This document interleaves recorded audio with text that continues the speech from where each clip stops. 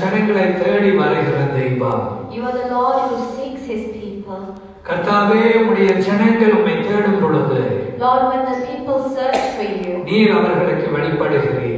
you reveal yourself to them. 2019 வருஷங்களுக்கு முன்பதாக நீர் மனுஷனாய் வெளிப்பட்டீர். 2019 years ago you came as a human form. நீர் சொன்னீர் வரப்போவதாக. You told of your coming. நீர் தீர்க்கதரிசனமாய் முன்குறித்தே பேசினீர். You prophesied about it. அதன்படி நீர் வந்தீர். And you came accordingly. அதே போல நீர் சொன்னீர், உலகத்தின் முடிவு பரியந்தம் நான் உங்களோடு இருப்பேன். And you said that you will be with us till the ends of the earth. அதன்படியாக நீர் எங்களோடு இருக்கிறீர் ஆண்டவரே. And just accordingly you are with us. நீர் எங்களோடு இருப்பதற்காய் நன்றி. We thank you that you are with us, Lord. புதிதாக வந்த சகோதரனுக்கு பிள்ளை பெற இருக்கிற நேரம் சில காம்ப்ளிகேஷன்ஸ் இருக்கிறது. அதை கர்த்தர் இப்பொழுது வெளிப்படுத்துகிறார். ஆனால் ஆண்டவரை அவர் தேடுவதினால் கர்த்தர் சுகப்பிரசவத்தை கொடுத்து அந்த பிள்ளையை ஒரு நாள் தன்னுடைய வேலையை செய்யவும் ஆண்டவர் மாற்றுவார் என்று இன்று இந்த நாளில் தீர்க்க தரிசனமாய் சொல்லுகிறார். அதற்கு தாயும் தகப்பனும் தேவனிடம் சம்பூர்ணமாய் தங்களை ஒப்புக் கொடுக்கும் பொழுது The Lord is prophesying that the brother here today, his wife is experiencing some difficulties with the birth of their child. But the Lord is saying, when the mother and father of the child seek the Lord, he will make all things work, and that child will become a great worker of the Lord. கடவுளுக்கு ஊழியம் செய்கிற மனுஷனாய் கடவுள் மாற்றுவார். The Lord will change that child to be a worker of the Lord. ஆனால் தாயும் தகப்பனும் ஆண்டவரிடம் வருவதை அவர் எதிர்பார்க்கிறார். But the mother and father must come to the Lord first. அப்படி தேவனுக்குள்ளாக தாயும் தகப்பனும் வரும் பொழுது, And when the mother and father come into the Lord, அவர்கள் பிள்ளைகளுக்கு சேர்ப்பதை விட rather than giving to the children, கர்த்தர் பிள்ளையை நடத்தி கொண்டு செல்வார். the Lord will guide the child. தேவன் பிள்ளையை நடத்தி கொண்டு The செல்வார். Lord will guide the child. தேவனிடம் ஒப்படைத்து வாழும் பொழுது தேவன் நடத்தி செல்வார். And when we give our child to the Lord, he will lead the child. கர்த்தாவே, ஜனங்களை ஆசீர்வதியும். Lord, bless the people. இயேசுவின் நாமத்தினால் ஜெபிக்கிறோம் பிதாவே. In the Lord's mighty name we pray. Amen. Amen.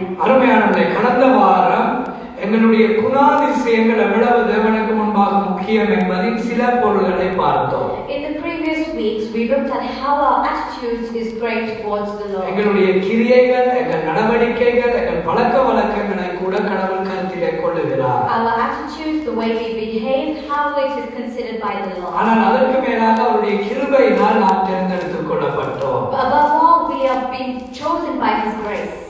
ஆபிரகாமின் குமாரனாகிய தாவீதின் குமாரனாகிய இயேசு என்கிற ஒரு வார்த்தையை வைத்து கடந்த வாரம் சில காரியங்களை பார்த்தோம். Through the genealogy, Abraham, David the son of Abraham, Jesus the son of David, we looked at how Jesus came into the world. அதிலே ஆபிரகாமின் குணாதிசயங்கள் நடவடிக்கைகளை பார்த்தோம். We looked at Abraham's attitudes and behavior. பின்பதாக தாவீதின் குணாதிசயங்கள் நடவடிக்கைகளை பார்த்தோம். We looked at David's attitudes and behavior. கடைசியாக மரியாள் யோசேப்பு ஏன் கடவுள் தெரிந்தெடுத்தார், அவர்களுடைய பெற்றோர் செய்த நல்ல நடவடிக்கைகளை குறித்து பார்த்தோம். And finally we saw Mary and Joseph, how their attitudes were towards God and how their parents behaved. மரியாளுடைய அப்பாவின் பெயர் என்ன? கடந்த வாரம் படித்தீர்கள். ஜோகி. தாயுடைய பெயர் என்ன? ஹனா. ஹனா என்று சொல்வார்கள். இது ஒரு பக்கம் இருக்க இந்த ஜோக்கிம் என்றால் ஹனாவை குறித்து பார்த்தோம், ஜோக்கிமை குறித்து பார்த்தோம்.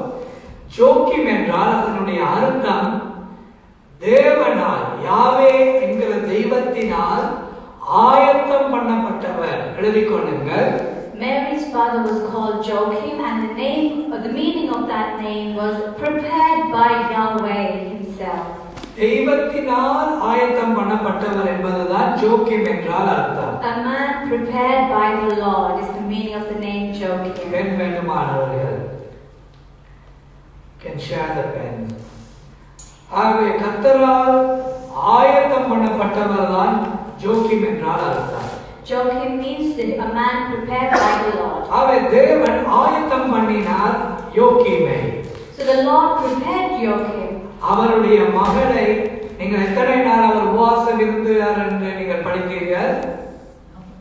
40 days, 40 நாட்கள் உபவாச ஜெபத்திலே ஒரு ஆசாரியன் இருந்தாராம். They were fasting for 40 days in order to be ridden of their barrenness. ஏனென்றால் அவர் ஆசாரியத்துவத்திலிருந்து தள்ளப்பட்டார், அவருக்கு பிள்ளை கிடைக்கவில்லை. They were cast away because they were barren. ஆனாலும் தன்னுடைய வேலையை அவர் சரியாக செய்தார். But he did his work correctly. Pastor Nishant இங்க வந்து மகள் பிரதரோடு வந்தார்கள். கிட்டத்தட்ட 6 மணித்தியால ட்ராவல் பண்ணி இருப்பார்கள். We see today Pastor Nishanta has traveled with his daughter and the brother almost 6 hours to be with us. எவ்வளவு நேரம் மேடையிலே பேசினார்? But how many minutes did he speak on stage? 5 நிமிஷம். 5 minutes. 5 நிமிஷம் பேச 6 மணித்தியால பிரயாணம். He traveled 6 hours to speak for 5 minutes. நான் 1.5 மணித்தியால பேச 1/2 நிமிஷம் பிரயாணம். I traveled 1.5 minutes to speak for 1 hour. 1.5 நிமிஷம் தான் போகுது. நான் அங்கிருந்து அவர்கள் 5 விஷயங்களோட வீட்டிலிருந்து இங்க வருவதற்கு, ஆனால் 1.5 மணித்தியால பிரசங்கம். It only takes me a minute to come from the place I'm staying, but I'm preaching for 1.5 hours. கடவுள் யாருடைய பிரயாணத்திலே பிரியமாய் இருப்பார்? Who will the Lord satisfy in his journey? Pastor நிஷாந்தவுடைய பிரயாணம். In Pastor Nishanta's journey. அதுக்கேற்று நான் என்ன வேல்ஸுக்கு போயிட்டா இவங்க வருவது. But just because of that, I can't go to Wales and come back. இன்னொரு 2 மணித்தியால போய் பிரயாணம் பண்ணிட்டு ஓடி வரையாங்க. I can't go and travel 8 hours just to be here. ஆனால் அவருடைய பிரயாணத்துக்கான பலனை கடவுள் ஒரு நாள் காட்டுவார். But he will reap the benefits of what he is doing. அந்த நாட்களில் ஆரம்ப நாட்களின் ஊழியம் உங்களுக்கு தெரியும். இது ஒரு 500,000 பேராய் வளர்ந்த பின்பதாக நாங்கள் அந்த சாட்சிகளை ஞாபகப்படுத்தலாம். எப்படி அவர்கள் வந்தார்கள், பாஸ்டர் ஜோஷுவா ஆண்டியாக்கள் அப்படி இந்த ஒவ்வொரு ஸ்பீக்கரை தூக்குன நாட்கள், போய் வயிற்று பிள்ளைகளோட ஆண்டி ஷேக்கா இவர்கள் போல் வந்தது, மனுஷா முடியாத நேரங்கள், அந்த நேரம் வீசா பிரச்சனை நேரங்கள், இப்படி அப்படி என்ற எத்தனையோ பிரச்சனைகளை நீங்கள் ஒவ்வொருவரும் சந்தித்து தான் இன்று ஒரு உறுதியான நிலைமைக்கு வந்து கொண்டிருக்கிறோம். இன்னும் காணாது, ஆனாலும் ஒரு நிலைமைக்கு வந்து கொண்டு வருகிறோம். Each one of us have gone through trials and tribulations to build this church, and in the future when we do become a multitude, we'll recall those tribulations. டைமே இருக்காது, ஆனாலும் வேலையை முடித்துக்கொண்டு நேரத்தோடு வேகமாய் ஓடி வருவார்கள். முதலிலே உதவி செய்யாவிட்டாலும் ஆராதனை முடிய வந்து தன் பலனை போன்று ஒவ்வொருவரும் ஒவ்வொரு உதவிகளை செய்து உங்களுக்கு என்று சொந்த ஊழியத்தை கடவுள் தந்திருக்கிறார். Each one of you have put in your own strength in building up this ministry. அவை எல்லாம் ஒரு நாளும் மறக்கப்படாது. This will never be forgotten. நீங்கள் காலையிலிருந்து மாலை மட்டும் செய்கிற உபவாசம் மறக்கப்படாது. Your fastings from morning till evening will not be forgotten. இந்த மாதத்திலே எல்லாரும் வெளி ஜனங்கள் வருவார்கள் நினைக்கிறோம். உங்களுடைய கிறிஸ்துமஸ் ஆராதனைக்கு அவர்கள் நினைக்கிறார்கள் நானும் இருப்பேன் என்று. ஆனால் இருக்க போவதில்லை. ஆனால் ஏன் சொல்ல வேண்டாம், சொல்லிடமா அறிவாய், இதுதான் பிரச்சனை, எங்க போனா இந்த வாய். ஆனால் ஏன் போகிறேன்னா ஒரே நாள் உபவாச ஜெபத்துக்காக, கிறிஸ்துமஸ் நியூ இயருக்காக. I will not be here for this Christmas, and the reason I am departing is because of one day fasting. ஏன் 3 நாள்ல 3 லட்சம் செலவழித்து 22 மணித்தியால போய் வர பயணத்தை செலவழித்து போய் வர வேண்டும்? Why must I spend my money and my time to go back and come back here? அந்த டே ஆஃப் பிரேயர் என்கிறதை கடந்த வருஷம் தொடங்கி இருக்கிறோம் இலங்கையிலே, நேஷனல் டே ஆஃப் பிரேயர் என்று. In the year of 2009 we established a day of prayer in Sri Lanka. அதனுடைய 2வது வருஷம் இந்த அடுத்த ஜனவரி 15ஆம் தேதி நடத்த போகிறோம் உபவாச ஜெபத்தை. January 15, 2020 will be the second year we are holding this prayer. 12 hours fasting prayer. காலை 6 மணியிலிருந்து மாலை 6 மணி வரை.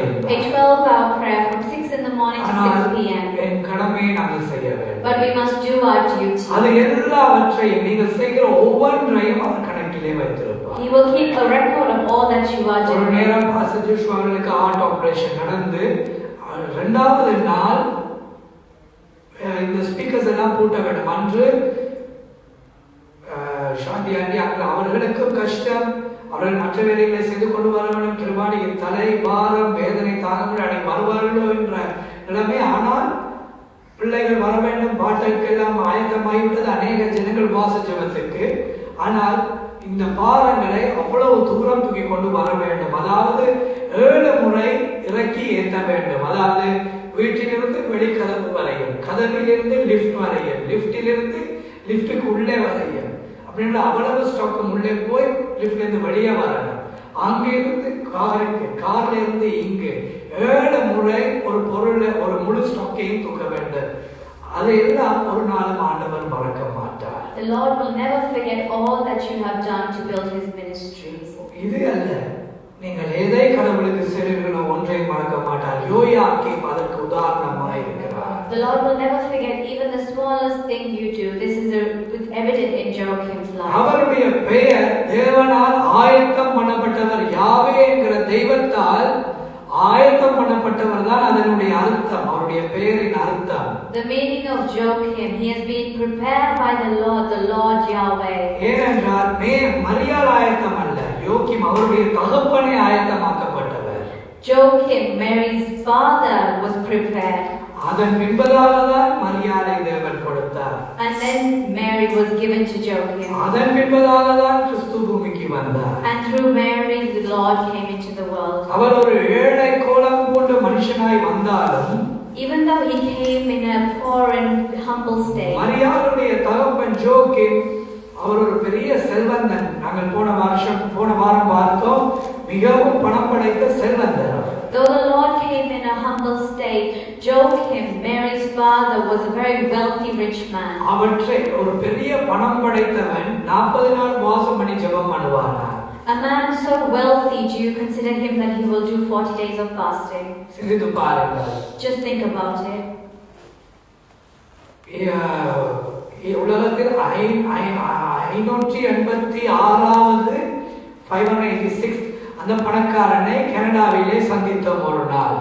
We met a man in Canada, 586th richest person in the world, and he was a Tamil person as well. அவரை சந்தித்தோம். அவர் இலங்கைக்கு கிட்டத்தட்ட 15-20 கோடி ரூபாய் சுனாமிக்கு அப்படி என்று ஒவ்வொரு விதத்திலே கொடுக்கிற மனுஷன். he is a man who gives like 15-16 crores towards funding during the tsunamis in Sri Lanka. யுத்த நேரத்திலே கொடுத்தார். இப்படி பல கோடி ரூபாய் தான் அவர் கொடுக்கிற பரிசு. He gives gifts of many crores. Welcome Dick and Jennifer. இவர்கள் அவருடைய வீட்டுக்குள்ளே போகும் பொழுது செக்யூரிட்டிஸ், பெரிய மென்ஷன் எல்லாமே இருக்கிறது. உதவிக்கு ஆட்கள் 5-10 பேர் வேலைக்கு, டீ கொண்டு வருவதற்கு எல்லாரும் ஏப்ரல் கட்டி அழகாக வருகிறார்கள். அப்படி எல்லாம் சிஸ்டம் இருக்கிறது. He has many security systems and people to work and serve him, and they're all dressed accordingly. ஆனால் வீட்டுக்குள்ளே போனால் சந்தோஷம் இல்லை. But within his house there's no happiness. அவருடைய மனைவி paralyzed ஆகி வீல்சேரிலே இருக்கிறார். His wife is paralyzed and in a wheelchair. அவருடைய மகன் பிரசனுக்கு போயாயிற்று. வேற ஒரு பிரச்சனை இல்ல, ஜெயிலுக்கு போட்டு விட்டார்கள் அமெரிக்காவிலே. His son has been imprisoned in America. இவருக்கு amnesia, அடிக்கடி மறந்து போகிறது. He has amnesia and he forgets oftenly. மறந்ததினாலோ தெரியாது $5000 காணிக்கை தந்து அனுப்பினார். சந்தோஷம். $5000 மேல கூப்பிட்டு $5000 போட்டு அனுப்பி விட்டார். பெரிய சந்தோஷமா இருந்தது. Don't know if it's because of his amnesia, but he gave us $5,000 அனாதை பிள்ளைகளுக்கு உதவி செய்ய கொடுத்த பணம் to give to the orphanage children. இப்படி இருக்கும் பொழுது ஏன் சொல்லுகிறோம் என்றால், அவரிடம் சொன்னோம், uncle why don't we have a time of prayer weekly என்று சொல்லும் பொழுது, I don't believe in all these things என்று சொன்னார். ஆனால் கிறிஸ்தவர், பிறவி கிறிஸ்தவர், I don't believe in all these prayers and stuff என்று சொன்னார். தான் நம்புவதே இல்லையா? That he doesn't believe in prayers. பணம் இருக்கிறது. Because he has money. அவர் இன்னொரு 5 தலைமுறைக்கான பணம் அவர்களிடம் இருக்கிறது. He has enough money to look after 5 generations. ஏன் சொல்றோம் என்றால், ஐஸ்வர்யவான் பரலோக ராஜ்யத்துக்குள் போவதே கடினம் என்று ஆண்டவர் சொன்னார். Because it says it's difficult for a wealthy man to enter the kingdom of God. பணம் என்பது ஒரு பெரிய ஒரு தேவைகளை சந்தித்துக் கொண்டே இருக்கக்கூடிய ஒரு சோர்ஸ், ஒரு முறை. Because money can look after many things in your life. வாகனம் வேணுமா? பணம் இருந்தா வாங்கலாம். Do you need a car? You've got money, you can buy. வீடு வேணுமா? பணம் இருந்தா வாங்கலாம். If you need a house, if you have money, you can buy. எல்லாம் அதிகம் உலகத்துக்குரிய அநேக 195 விதமான காரியங்கள் பணத்தினால் வாங்கலாம். 85% of all worldly things can be bought with ஆனால் money. நிம்மதி, சந்தோஷம், ரட்சிப்பை வாங்கலாமா? வாங்க முடியாது. But happiness and salvation cannot be bought with money. அது தேவனால் கொடுக்கப்படுவது. It can only be given by the Lord. என்னன்னா, பணம் இருக்கோ இல்லையோ தெய்வம் இருந்தால் போதுமாயிருக்கும். Whether we have money or not, we have the Lord that is ஆகவே enough. பணம் இருக்கும் பொழுது தேவனிடம் நெருங்குவதும் கடினமாயிருக்கும். And when we have money, it's difficult to come close to the Lord. ஆனால் இந்த ஜோக்கிம் மரியாளுடைய அப்பா மிகவும் பணம் படைத்த செல்வந்தர். But Joachim, Mary's father, was a very rich man. ஆனால் 40 நாட்கள் வாசம் பண்ணி ஜெபித்தார் என்று அவருடைய சரித்திரம் சொல்லுகிறது. But the history says he fasted for 40 days. Because he was being a prepared person by God. கடவுளால் அவர் ஆயத்தம் பண்ணப்பட்ட ஒரு மனிதர். He was prepared by the Lord.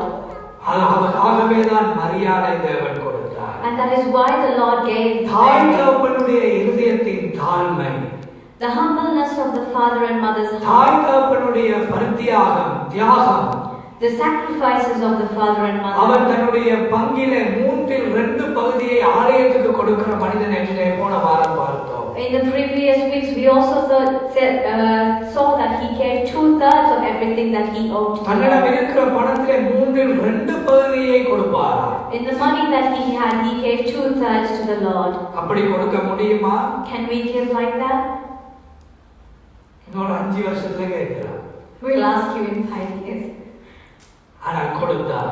But he gave. மூன்றாவது கடவுளுடைய ஊழியக்காரன், ஆசாரிய ஊழியம் செய்கிறவர் Joachim. And he was a priest of the Lord. ஆனால் பிள்ளை இல்லை. But he was barren. பிரதான ஆசாரியன் அவரை ஏளனம் பண்ணுகிறார். All the other priests used to humiliate him. பழைய ஏற்பாட்டின் காலத்திலே 2 நம்பிக்கைகள் இருந்தது.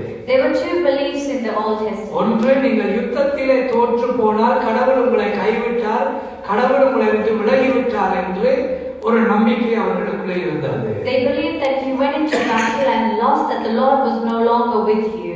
Oh, God has forsaken you. கடவுள் உங்களை மறந்துவிட்டார் என்று அர்த்தம். அதே போல உங்களுக்கு பிள்ளை இல்லாவிட்டால், And it's the same thing if you are barren. நீங்கள் கடவுளால் புறக்கணிக்கப்பட்டவர் என்கிற ஒரு நம்பிக்கை எபிரேய ஜனங்கள், இஸ்ரவேல் ஜனங்களுக்குள்ளே பழைய ஏற்பாடு காலத்திலே இருந்தது. There was a belief amongst the Hebrew Israel people that the Lord was not with you and he had forsaken you. பிள்ளை இல்லாவிட்டால், If you were barren. ஆகவே இந்த பிள்ளைகளை இருக்கிற ஒரு புறக்கணிப்பு அவனுடைய வாழ்க்கையில் இருந்தும் தன்னுடைய கால அட்டவணையின்படி அவர் தன்னுடைய ஆசாரிய ஊழியத்தை செய்தார். And even though there was this emptiness of not having a child in his life, he still continued his work of priesthood. இவைகளை தேவன் பார்த்தார். The Lord saw these.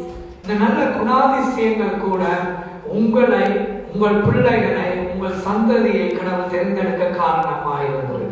These kind of good attitudes are the reason the Lord may search your family and choose your generation. கிருபையினால் ரட்சிக்கப்பட்டோம் தான், உண்மைதான். We receive salvation by grace. இயேசுவின் அன்பினால் நாங்கள் மனம் திரும்பினோம் தான். And by the love of the Lord we changed. ஆண்டவர் செய்த அற்புதங்களால் நாங்கள் எங்கள் குடும்பங்கள் மாறினது உண்மைதான். And by miracles our families have become changed. ஆனால் எங்கள் குணாதிசயங்கள், நடவடிக்கைகளும் முக்கிய காரணங்களாய் இருக்கிற உங்கள் சந்ததியிலே. But our behaviors and attitudes are also a இந்த reason. ஜோக்கிமுடைய உதாரத்துவமான கிரியைகளை பாருங்க. Let's look at this Joachim's அது ஒரு attitude. இந்த காலத்துல என்ன நடவடிக்கை இருக்கு? இப்ப முந்தி காலம் போல பிள்ளை நடிப்போடான்னு போயிடுவோம். இந்த காலத்துல என்ன கோணங்கி நடவடிக்கைகள் இருக்கு?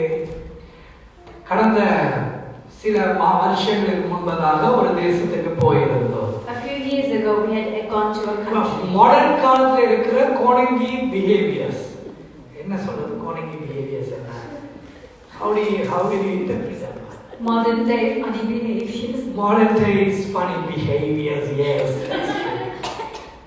We speak British English. இந்த மாடர்ன் காலத்தில் இருக்கிற funny behaviors என்றால் அந்த வீட்டுக்கு போனா அவங்களோட மாமியும் மாமாவும் அழுகிறார்கள். We went to this house in Australia and this brother and sister were crying. மாமா மாமி father in law mother in law ரெண்டு பேரும் அழுகிறார்கள். என்ன சொன்னா என்ன பிரச்சனைன்னு கேட்டோம். We asked